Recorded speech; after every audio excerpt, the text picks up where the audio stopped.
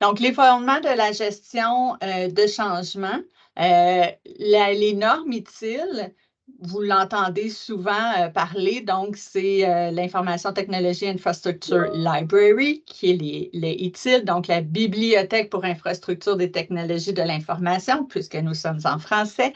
C'est un ensemble des meilleures pratiques pour la gestion des services TI. Naturellement, ce sont des normes, ce sont des bonnes pratiques qui doivent être modifié ou adapté selon votre réalité. Donc, ça, on le dit souvent, nous, avec les clients aussi. Oui, les normes utiles, mais concrètement, comment on les applique dans notre établissement, ça va être important de les adapter à la grosseur de votre établissement et aussi à vos besoins à vous. Donc, n'importe quelle bonne pratique doit être adaptée en fonction de notre réalité.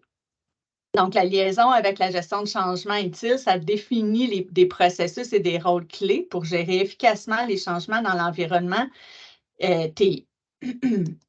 Donc, les rôles et responsabilités au niveau de la gestion d'un changement, le premier groupe va être notre partie prenante. Donc, nos parties prenantes, c'est toutes les personnes qui sont intéressées ou concernées par le changement. Donc, toutes les équipes qui vont être impactées par ce changement-là.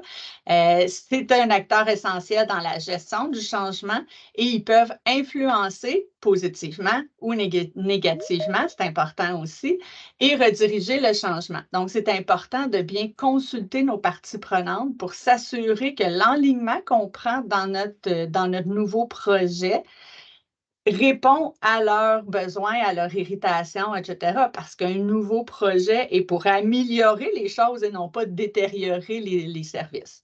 Le chef de projet, c'est vraiment le leader du changement.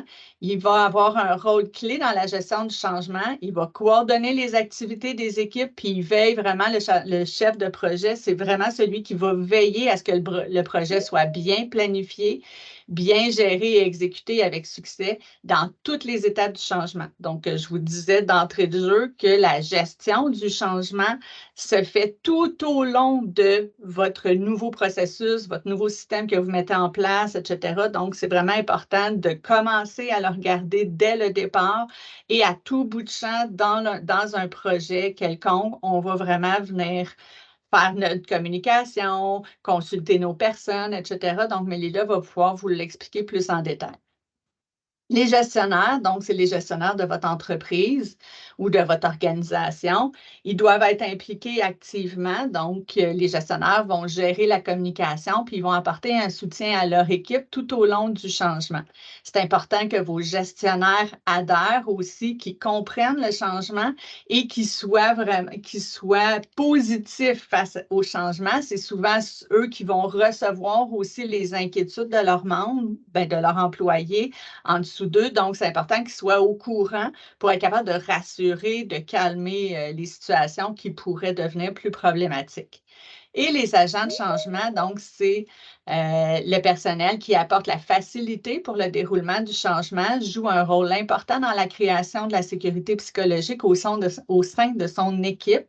Donc, ce que ça veut dire, c'est les bonnes personnes à la bonne place. C'est toujours ça aussi un peu le principe, d'aller chercher nos personnes clés dans chacune des équipes qui vont être impactées pour les consulter, les mettre comme acteurs de changement aussi à l'intérieur de notre projet. Ça peut avoir un impact vraiment positif au niveau de la mise en place d'un changement, puisque ce n'est pas nécessairement vos personnes qui sont volontaires, qui sont toujours positifs, etc. Des fois, c'est juste d'impliquer des personnes que vous savez qui risquent de résister et les impliquer dans le projet, qui aient leur mot à dire. Et ces personnes-là peuvent devenir de très bons leaders positifs aussi.